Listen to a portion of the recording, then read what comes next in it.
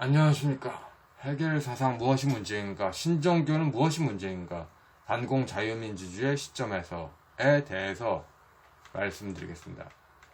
반공을 공산당 오랑캐를 밖으로 몰아내는 식으로만 사고하는 지성이 결여된 사고로 한다면 이 문제는 논의가 되지 않습니다. 그러나 오늘에 있어서 해결 사상이 무엇이 문제이고 신종교는 무엇이 문제인가를 논의될 때가 왔다고 봅니다. 지성이 결여된 오랑캐 머리에 반공을 비웃고 파고 들어온 좌경 세력의 문제를 똑똑히 바라봐야 하기 때문입니다. 반공 교육은 1999년에 끝이 났습니다.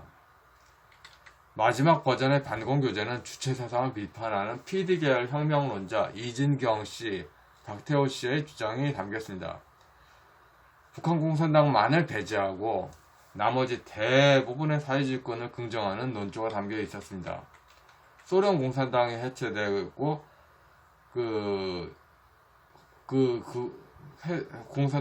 소련 해체 이후에 90년대 잣대는 오늘에서 다시 생각해 볼 이유가 있습니다. 레닌 공산당 담론에는 강하게 해결 세상의 자치가 있습니다. 레닌의 마르크스 자본론 1권을 읽기 위해서는 해결 논리학을 읽어야 한다는 잣대는 소련이 독일 사상을 추종하는 학습 수준임을 증명합니다. 마치 소련과 독일의 관계는 조선 왕조와 명나라 관계에 비슷할 수 있습니다. 한국에 번역된 대부분의 사회주의 이론가들에게 해결 사상의 흔적이 보입니다. 소련 체제를 이끈 러시아 혁명은 독일 사회민주당의 지원으로 이루어졌습니다. 종교개혁 400주년이 러시아 혁명이고 종교개혁 500주년이 박근혜 탄핵이 된 거죠. 그게 독일 3인당입니다. 소련 체제가 독일 3인당을 몰아내고 소련 고유의 독재체제를 이루었지만 뿌리는 그러합니다. 90년대 김영삼계의 반공 이론가들이 현재까지 지배하고 그렇지 않은 이들이 월등히 우월한 역량을 보이면서도 전부 도태가 됐습니다. 그들의 주장은 유럽 사회주의가 소련이나 북한 체제의 본질과 다르다는 주장을 반복했습니다. 다른 부분이 상당히 존재하지만 2020년 세계 정치 지도는 연속성이 지배하고 있습니다. 중국 공산당은 사실상 소련이 세웠지만 소련은 축출됐습니다. 유럽 사회주의와 중국 공산당은 두 치 건너가 됩니다. 유럽 사회주의는 유럽 사회주의에서 소련 공산당을 세웠고 소련 공산당은 중국 공산당을 세우고 그렇게 됐죠.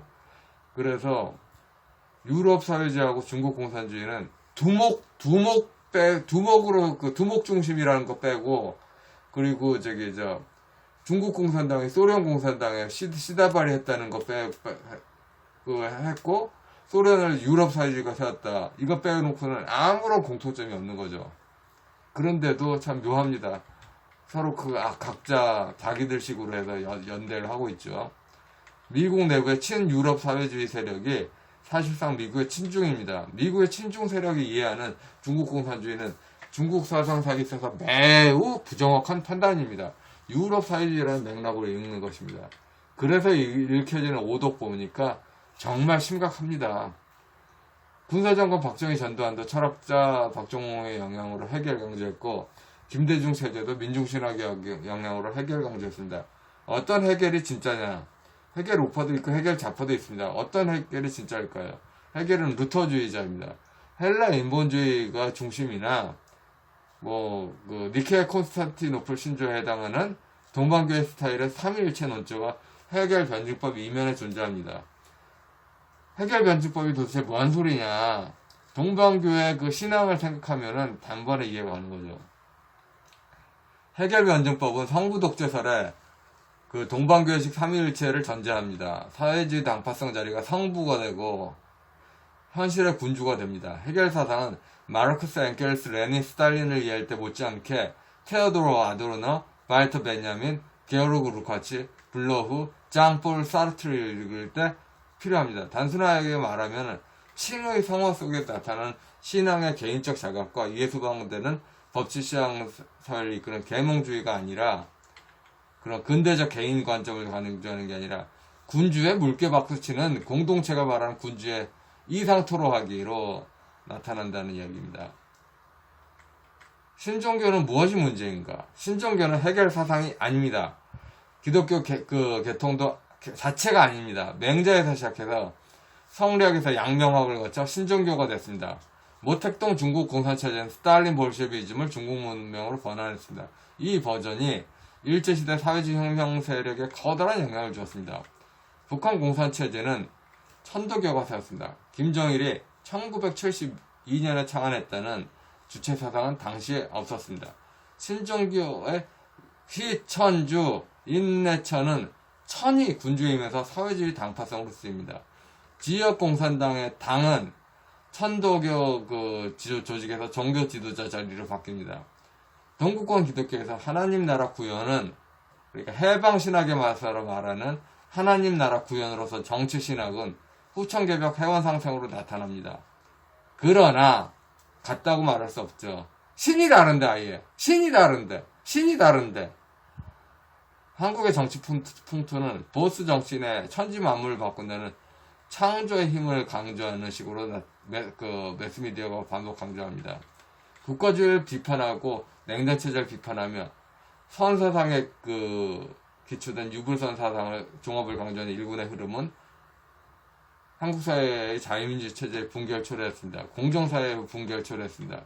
동방교회 신앙에 깔린 군주 관점에 만든 공산당 계획경제는 신종교 무당신앙에 기초한 군주 관점에서 주술경제로 나타나고 있습니다. 그러니까 공산국가의 일당 독재 계획 경제는 두목주의 주술경제로 나타나고 있습니다. 일당 독재 계획 경제는 두목주의 주술경제로 나타나고 있습니다. 일당 독재 계획 경제는 두목주의 주술경제로 나타나고 있습니다. 본질적으로 아시아 권력 시스템에서 두목주의가 문제였습니다. 모두 스탈린, 히틀러, 모택동, 김일성 모두 뭔가요?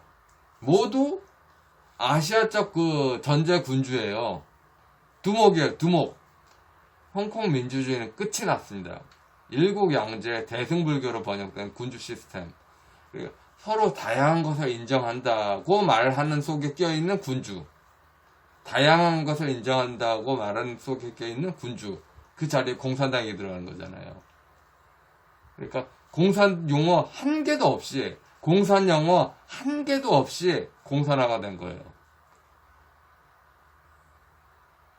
그리고 마치 서방이 나쁘고 아시아가 좋다고 생각하는 것에 완전히 머리통 깨버린 거죠. 홍콩 사람들한테는. 한국의 여야 주력 정치인들은 모두 원불교입니다. 원불교는 대동신앙과 대동신앙 유교와 쉽게 연결된 두목주의입니다. 신종교가 다 두목주의입니다.